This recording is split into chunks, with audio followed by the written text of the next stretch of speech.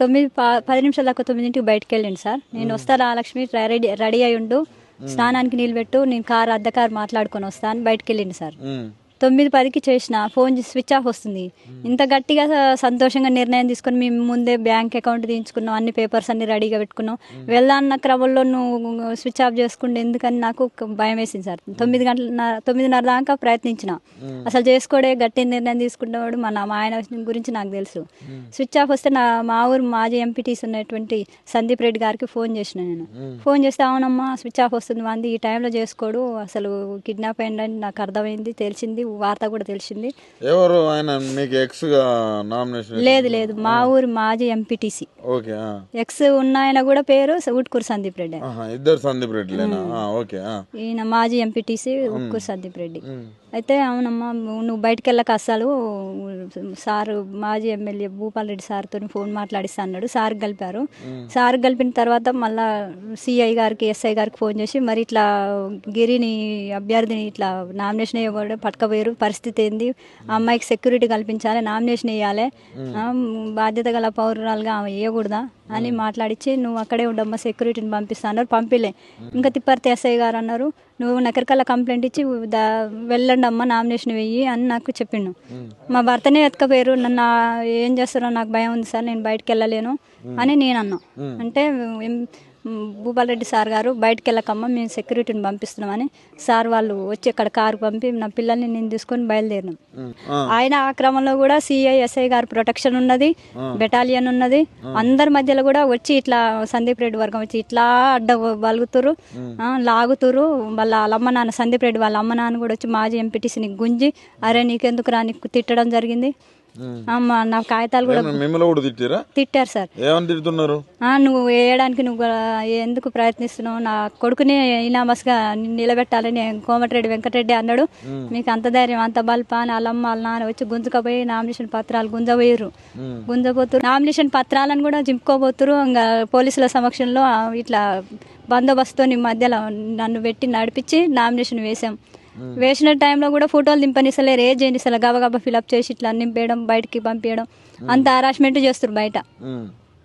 Nomination వేసి క్షేమంగా నల్గొండకు వచ్చినాం, ఎస్పీ బంగ్లాకి సార్ వాళ్ళ అక్కడికి వచ్చినాం, కంప్లైంట్ ఇచ్చినాం.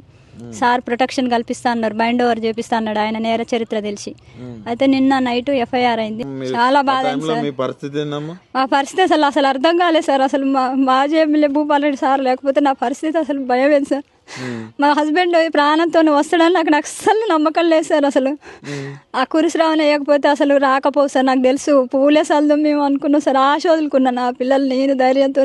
సార్ దయ వల్ల ఇంతమంది 11 కార్లతో పోయినా కూడా అంత అరాచకత్వంగా మేము ముందు కూడా మాకు ఏమవుతుందో మాకు తెలియదు. ఇప్పటికి మీరు ఊళ్ళో భయంగానే ఉంది సార్. మరి చాలా భయంగానే ఉంది. అసలు నడువులోనే ఆయన నరికిరు, మాకు ఇంకా వేయాలన్నా మీకు ఆపోజిట్ ఆల్రెడీ మర్డర్ చేసిండు. ఆయన నడువులోనే నరికి బాగా జాతిగా ఊళ్ళోనే తిరుగుతుండు. ఆయనకి ఇదివరకు మాకు ఎటువంటి కక్షలు లేవు.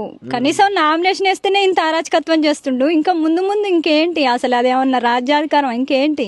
బానిసల కాలం అయితే మన లేదు. నేను MA BEd model school TS model స్కూల్లో నేను గెస్ట్ లెక్చరర్ని.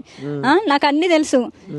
మరి ప్రజలకు అర్థం కావాలి. కనీసం మానవ విలువలు మర్చిపోయి మూత్రం పోసి అందులో మందు పోసి నా భర్తను కత్తులు కడుపులో గుచ్చుకుంటూ కారులో కూర్చోబెట్టి కొడుతూ చిత్రహింసలకు గురి చేస్తూ తాగమనడం కరెక్ట్ కాదు. నాకు అది చెప్తుంటే నాకు గుండె పగిలిపోయింది. అసలు ఇప్పటికీ 10 మందిలో మీడియా ముందు అందరికి చెప్తుంటే కూడా నాకు చాలా ఇబ్బందిగా ఉంది. ఆ మనిషి ఇప్పటి వరకు బతుకున్నాడంటే మీరు ఆలోచించండి సార్. ఇది నేను అస్సలు తీవ్రంగా బాధపడుతున్నా.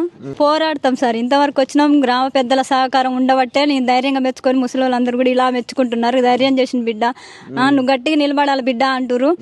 మా ఆయనను కూడా మెచ్చుకున్నారు. ఇప్పుడు కరెక్ట్ గిరి పని చేసిండు. ఇలానే పోతే బానిసల కాలం ఉన్నామా మనము? నిజాం కాలం ఉన్న స్వాతంత్రం వచ్చింది ఎన్నో సంవత్సరాలు అవుతుంది. తెలంగాణ వచ్చి కూడా ఇన్ని సంవత్సరాలు అవుతుంది. అయినా సరే మళ్ళీ వెనకటి రోజుకు పోతున్నాయి. ఇది బానిసల కాలమా? తాగి మూత్రం పోసి నిజాం రాజులే పాలన కాలంలో అంత ఏహ్యమైన పని చేయలేదు.